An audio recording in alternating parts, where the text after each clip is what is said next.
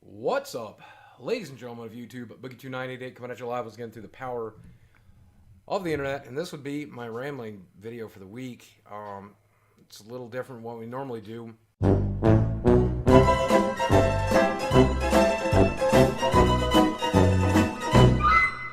I think the past 3 months and the past year, Shredder really wants to be part of this video.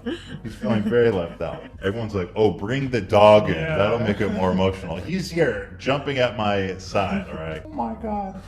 Can you still be mad at us? Can you still be mad at us over the video game? Look at that face and tell me you're still mad at us about that video game. I mean, I watched the Rambling series as a fan, and I know the insides and outs of Boogie. It was at this moment Jackson knew. He fucked up. I'm gay, I'm gay, I'm gay, we're totally gay. Just from what he's shared, and I'm sure you guys as a fan perspective, these are some of your favorite videos. You get to really know Boogie, and you get to feel like you're part of his life, and it's nice to see somebody be so transparent on YouTube, talk about the different struggles and everything. Hey, that's just real talk, all right? This is me and him were talking the other night, and we were talking about some of the issues I have and some of the stuff I'm dealing with, and he's like, this is something you should tell your audience. This is fuck no. Something you should communicate to them. Can we do it on video? Can we talk about it? So here we are.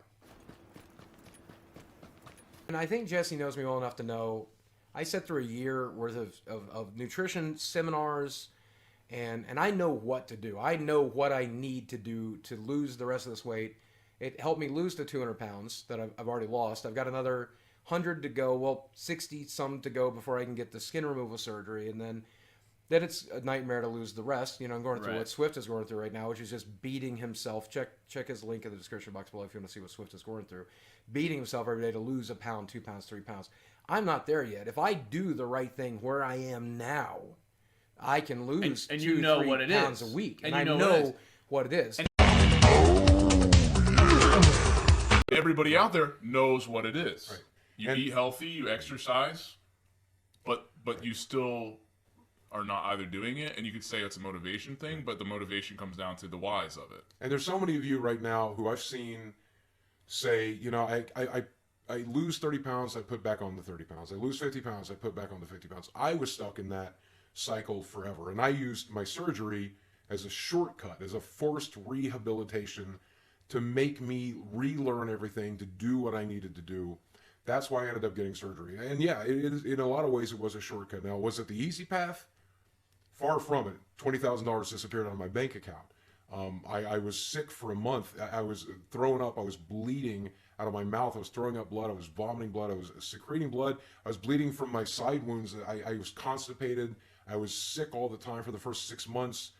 Eating was a chore. It was a miserable chore, just trying to get food into my body again. Oh my God. I just want to ask you just blunt, and maybe some people have wanted to ask you this, but it's just like, and I'm not going to beat around the bush. How did you get this big? What happens to somebody? I was eating to die. I mean, I will tell you, when I was 15, I tried to kill myself for the first time, and I was unsuccessful, right? But I never stopped trying, man. I would go to a doctor when I was 25, and they would say, you know, if you keep eating the way you eat, you're going to be dead by 30. So you wanted to die? I wanted to die, man. I was just so unhappy, and I knew I didn't have the strength or the weakness or whatever it takes to, like, harm yourself to, like, end it, because I tried, and I failed. But I thought, if I got to do this thing that I really enjoyed, which is eating food, and it got to kill the pain for a while, it made me feel better. It made me feel good. It's the only thing that ever made me feel good. And then I also got to die. That's a win-win-win all across the board. What would drive you to get to that point? Man, I don't think people really understand how severe my anxiety and depression really are. I just have accepted that I am, like, actually depressed. I know that putting that out on Twitter is going to cause trouble. I know that logically in this head. I know that's stupid, you know, but I did it anyway. And it wasn't a mistake. It wasn't a mistake that I put that on fucking Twitter. No, sir, it wasn't. That was my depression. 18 years of just straight out misery. When I was 15, I'd had enough at 15. I was just ready to die at 15. Well, tough shit. And I don't know, food always did make things better. Right now, eating self-destructive, terrible foods still makes me feel better. And that sucks because I've got so much that makes me feel bad right now with the divorce and trying to pilot this dying YouTube channel and to keep it from driving itself into the ground. How are you still going? Force of will, discipline, luck. I don't know. What's the alternative, dude? Like, what's the alternative? Like, just to give up? If I was going to give up, I would have gave up at 15. If I was going to give up, I would have given up at 10. I'm not going to give up at 44. You know, like, you do what you do.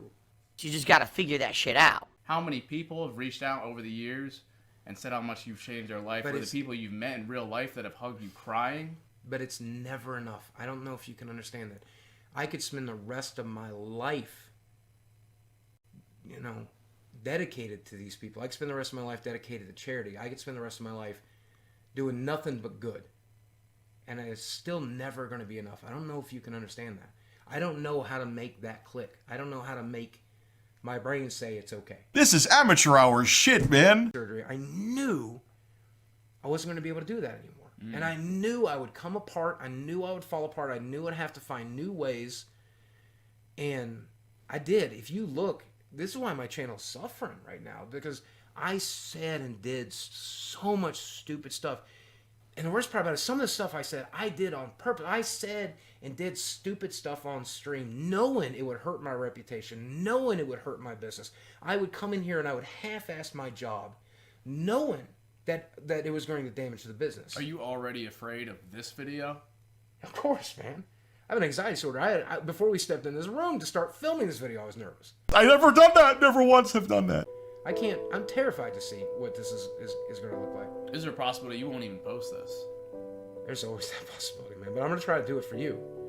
I'm going to try to do it for them. If it were up to me, I'd burn it, you know? Because the last thing I want in the world is people to know that the people who hate me are right to hate me, man. Talk to you a little bit about YouTuber burnout, which is a topic that's been in the media now for a couple of months. But let me start off by saying I'm not talking about myself in this video. I'm not personally burnt out. I'm actually very energized right now. I'm really enjoying doing YouTube. Your feelings changed like the weather.